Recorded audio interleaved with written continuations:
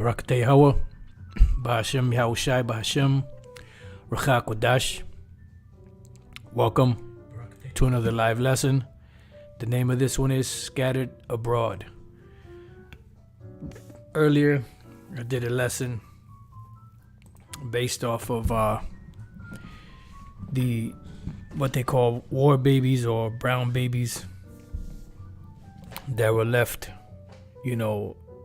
in England, in Germany, in the Netherlands, in other places, based off of the soldiers, that were, the Judite soldiers that were in those areas, and pretty much there was a lot of misery and hell that was going on. And pretty much I was trying to find some other information, which I wasn't able to really find a whole lot of it, but I did find some stuff, which Lord's will I share with you. And pretty much it's, you could say a scattering abroad too, because Jake, ever since, we got kicked out of our homeland, we've been being scattered, and that was one of the curses, that we would suffer, according to the book of Deuteronomy, the 28th chapter, and many others. Just usually use this one because it's more concise. And matter of fact, let's just get it real quick. Deuteronomy 28 and 64. It says, so it can set the tone right. And the Lord shall scatter thee among all people. And it means just that. It ain't talking about scattering around just certain individuals. It's talking about being scattered among all people. It says, from the one end of the earth even unto the other. And it means what it says. And there thou shalt serve other gods, which neither thou nor thy fathers have known, even wood and stone. Now, when we look up this word scatter, I will scatter thee. The word there is powatazah. To scatter, be dispersed, be scattered. To be dispersed, be scattered. Now, as we read, we didn't actually read it. This was up diaspora, which is another way of saying it. Diaspora, dispersed, scattered. It says it's a noun. The body of Jews or Jewish communities outside Palestine or modern Israel, which is not no modern Israel. Noun, the dispersion of the Jews outside Israel from the destruction of the temple in Jerusalem in 587 to 86 BC when they were exiled. And when the Assyrians came and took out the northern kingdom, that was also a part of the scattering too. For some reason, they don't mention that. It doesn't get that much recognition as it should, because that's all a part of the curses. So the northern kingdom and the southern kingdom were both dispersed or scattered among these nations. All right, so we got the point there. Now, I typed in, on Google, how many, I was trying to find out like the ratio of soldiers from America, Judah, the so-called Latin tribes, the so-called Native American Indian tribes, and, what the percentage was. Because actually I was trying to find out, because you all throughout like Cambodia, Vietnam, and all them different places, Laos, I believe, was another one. You had a lot of GIs, a lot of Jake GIs, Judah, Ephraim, Benjamin, Gad, that were there fighting the war, but they were also laying with the women and leaving their seed behind. Now, one thing I forgot to mention earlier, that a lot of times when Jake got those women pregnant, they wouldn't tell him that they were pregnant. So Jake would go back home not knowing that he left seed behind, So I just wanted to make mention of that because I totally forgot about that earlier. So some of them Jakes that went back, they had no clue or idea that they had left seed behind, because the women wouldn't tell them. But this is American Minority Groups in the Vietnam War, a resource guide. American minority groups served in all branches of the military during the Vietnam War. This guide comprises Library of Congress, digital resources, and print materials related to the topic. Introduction. African Americans, Asian Americans, Hispanic Americans, and Native Americans all took part in the Vietnam War. These men and women served honorably and with distinction. The Congressional Medal, blah, blah, blah, you get the point. Approximately 300,000 African Americans, which would be Judites, served in the Vietnam War in 1965. And you know that they was over there getting busy, okay, in 1965. So from this point, just in that region, Judah left their seed there. All right, it says African American filled 31% of the ground combat battalions in Vietnam. 31% of the ground combat, while the percentage of African Americans, which are Judites, as a minority in the general population was 12% in 1965. African American or Judites suffered 24% of the U.S. Army's fatal casualties. Why? Because these were the main individuals they would put on the front lines, and they would let the white boys stay behind. African Americans, which I'm going to say Judite from now on when I see that, saw combat at a higher percentage and suffered casualties at a higher rate. Dr. Martin Luther King Jr. referred to the Vietnam War as a white man's war, a black man's fight. I kind of like when he said that, a white man's war, a black man's fight, because it was Esau's war, but they had Jake in the front lines fighting. Okay, it gives you, references. It says, according to the Library of Congress online presentation belonging on and off the battlefield, Asian Americans in the U.S. military, roughly 35,000 Asian Americans served in the Vietnam War. So there had to be like, Moab and Ammon, and whoever else they had here at the time. But we're not really concerned with them unless they were Jakes. Then it says Hispanic Americans, which you have, Ephraim and some of the other tribes that were here, mainly Ephraim, also served in Vietnam in great numbers. The U.S. Army website, Hispanics in the U.S. Army states that over 80,000 Hispanic Americans served in the war. A U.S. Senate resolution from the 115th Congress recognized the 2017 Hispanic Heritage Month, stated Hispanic Americans suffered 5.5% of Vietnam War deaths and made up 4.5% of the general U.S. population. So there wasn't a whole lot. I mean, 80,000 is a lot, but in comparison to 300,000 with Judah, it wasn't as many. So it says, I'm sorry, not 35,000, 80,000 in comparison to 300,000, which is about a third, little less than a third. Then it says approximately 42,000 Native Americans served in the Vietnam War. So even Gad was, mixing it in. Gad and Reuben was mixing it in that Vietnam War. And all of the tribes was getting busy. Unless they were Moes, and I don't, back then that Mo shit wasn't flying. Continuing a long tradition of serving in the U.S. military, the National Museum of the American Indian presentation, Why We Serve Native Americans in the United States Armed Forces, states Native Americans cited family and tribal traditions as reason for serving in the war. Then it goes on to tell you about the guide, right? So I just wanted to make that point that you had over 300,000 Judites in just the Vietnam War alone. You had 80,000, of the so-called Latin tribes, and you had 42,000 of the so-called Native American Indian tribes. So you're talking about over 400,000 Israelites in that area. Beginning in around 1965. So that they left seed behind. I actually met, I didn't really meet him. I used to live on the same block as this older Ephraimite, and he had a couple of daughters, and they looked Vietnamese, because their mother was Vietnamese. Their father was Ephraim, good-looking girls, and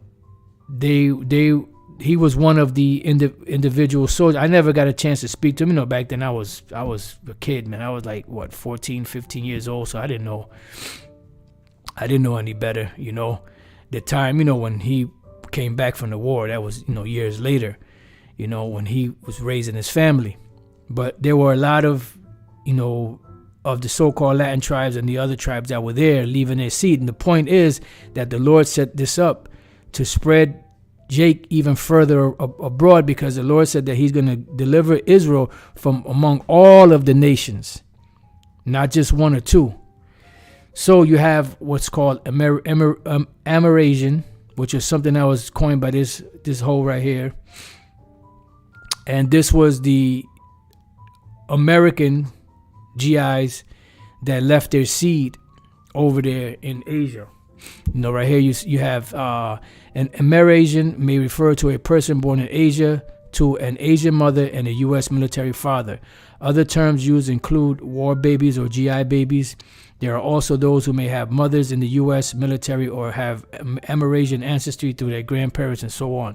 Several countries in East and Southeast Asia have significant populations of Amerasians that include South Korea, Okinawa, Japan, Cambodia, Laos, Thailand, Vietnam, and the Philippines. The latter ones having the largest U.S. air and naval bases outside the U.S. mainland. So, of course, some of them were Jakes, and some of them were Edomites, should I say, and a whole mess of them were Jakes.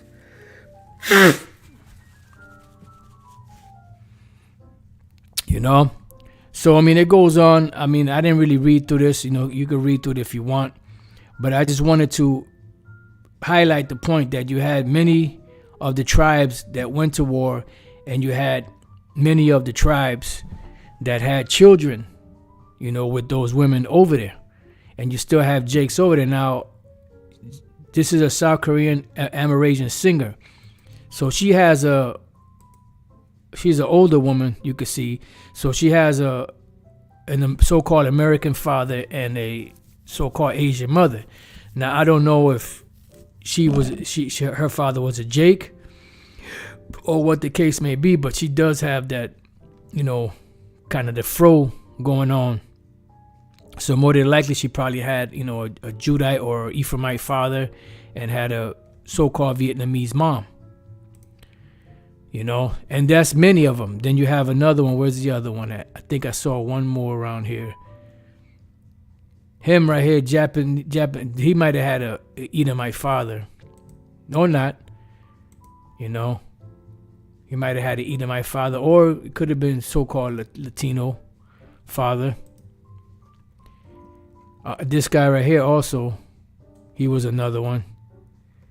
Let's see if there's any more. Her, which she looked like she might be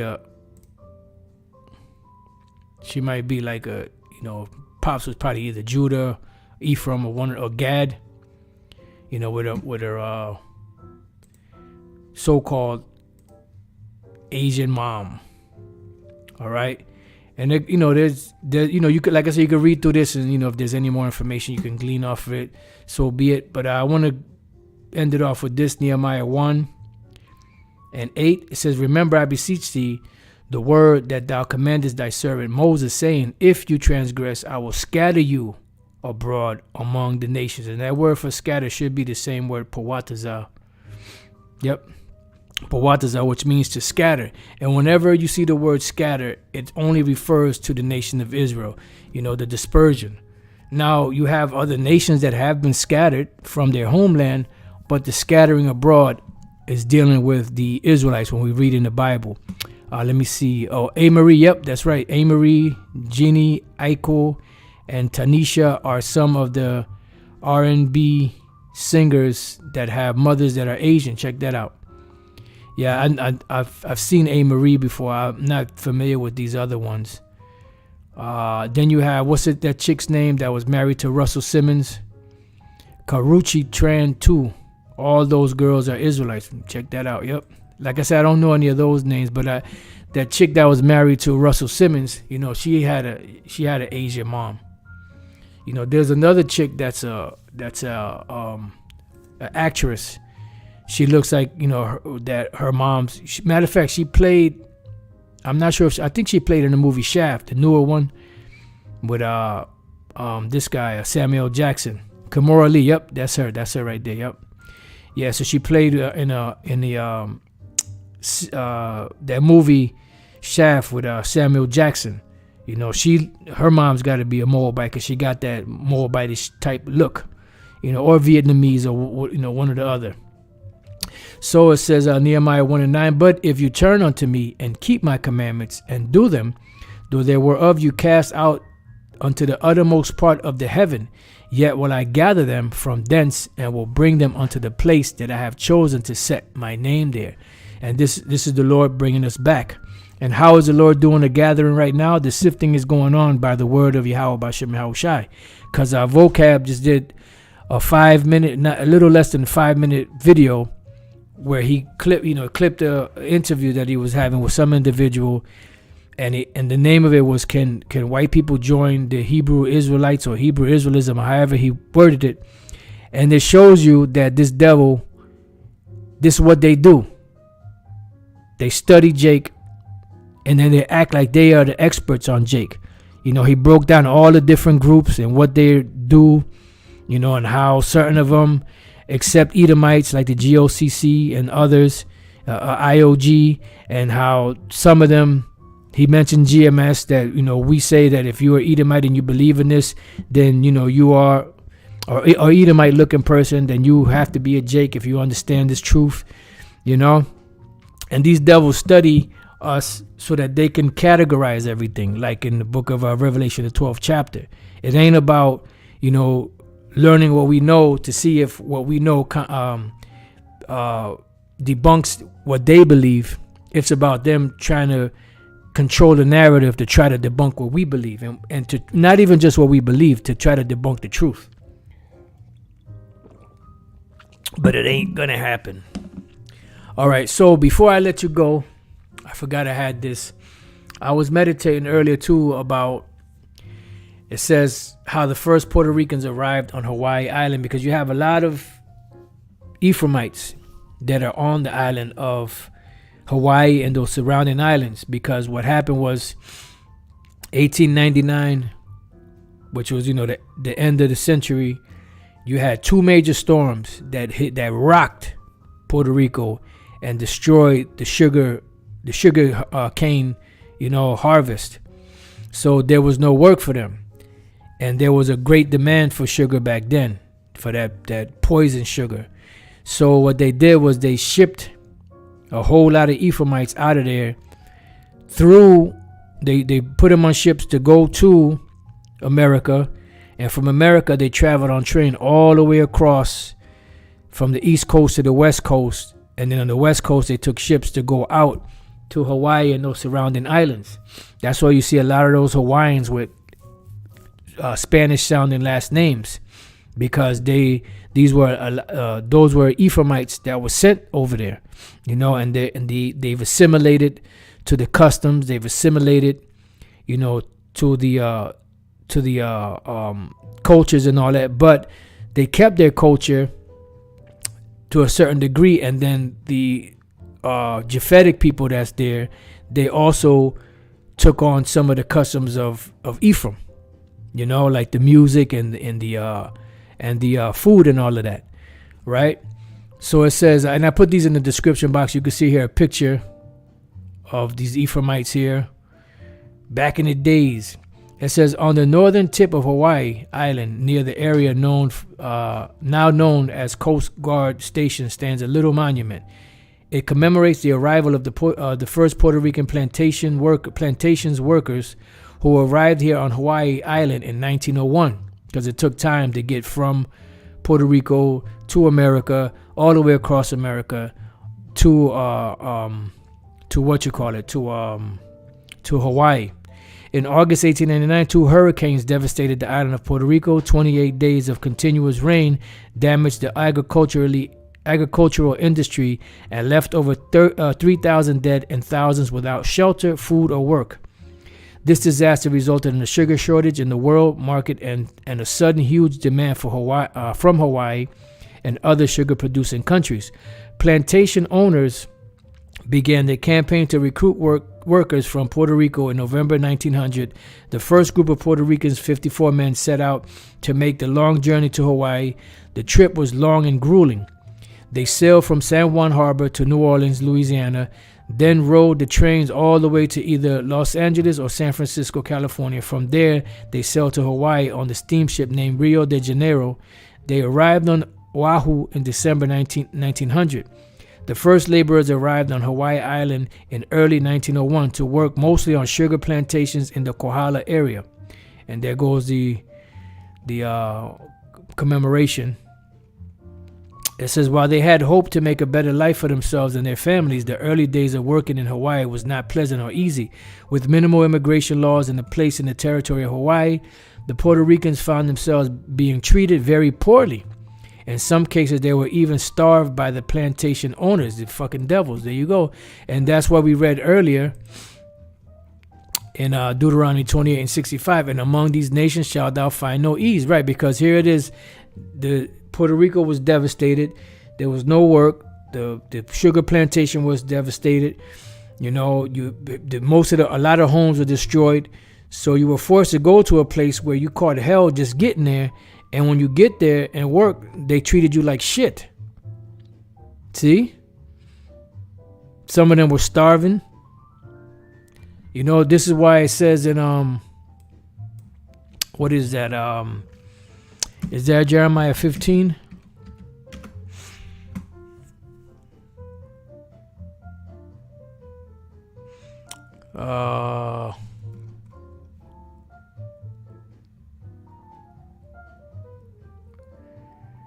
Just bear with me once. I believe it's in Jeremiah.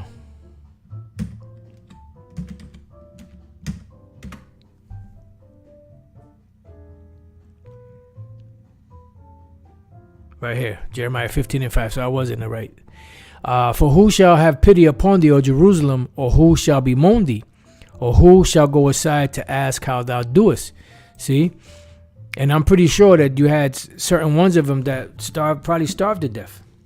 That's why it says, whose possessors slay them and hold themselves not guilty. So going back, it says, I'm matter of fact, Salakia. It says, and among these nations, Deuteronomy 20:65, and among these nations shalt thou find no ease, neither shall the sole of thy foot have rest. But the Lord shall give thee there a trembling heart and failing of eyes and sorrow of mind. Now, this is dealing with America, you know, but wherever we were scattered, this happened. So it says, among these nations thou shalt find no ease. So even among them Japhetic demons over there, and them, I'm positive that those plantation owners were Edomites, you know, fucking devils. So it says, despite all the hardships, within less than a year, 5,000 Puerto Rican men, women, and children had made their way to Hawaii and established themselves on 4 islands. Today, there are nearly 40,000 Puerto Ricans living in Hawaii. The culture and traditions are very strong. The influence of their culture can easily be found in the local foods like pasteles, meat pies, gandule rice, arroz con gandule, and bacalao, salted codfish, salad. They brought with them their musical instruments and introduced to Hawaii their cuatro, a 4-string guitar, which later evolved into a 10-string model. They also introduced the maracas and the guiro, percussion instruments made out of dried gourd. It was the Japanese who watched the Puerto Ricans playing the guiro and who began calling the Puerto Ricans music kachi kachi, which means scratch scratch in Japanese. Today, the rhythmic foot tapping music is a local favorite that can be heard during many of the local parties and celebrations. Yeah, but most people don't know the hell that they caught while they was there, you know? Their love for music and style of music has also been a major influence on the island music heard on the airwaves today. While there may have been desperation and sheer will to survive that drove those first Puerto Ricans to make the trek to Hawaii to find a better life for themselves and their families here in Hawaii, it is very apparent that they have established themselves in a big way. Yeah, because the Lord didn't allow them to be destroyed. You know, our local culture would not be the same without their contributions. And the last one I want to leave you with is Puerto Rican experience in World War I. Between 18,000 and 20,000 Puerto Ricans served in the United States Armed Forces. During World War I, Puerto Ricans have been serving in the U.S. military since 1899, when Congress authorized the creation of the Batallón or battalion of Puerto Rican volunteers in the aftermath of the Cuban, Filipino, Spanish American War of 1898. And just before they went into World War I, you had the citizenship situation going on. So they made them citizens so that they can go fight in World War I. Ain't that about a bitch? However, before World War I, military service in Puerto Rico was limited to a single regiment of no more than 2,500 men who performed local colonial duties. World War I marks for both the beginning of Puerto Rican units serving outside the island of Ephraim, mass participation in the armed forces of the United States, a trend that continues to this day. All right, and you know they were shipped out to different places, as you can see here. These are them. These are them right here. All right.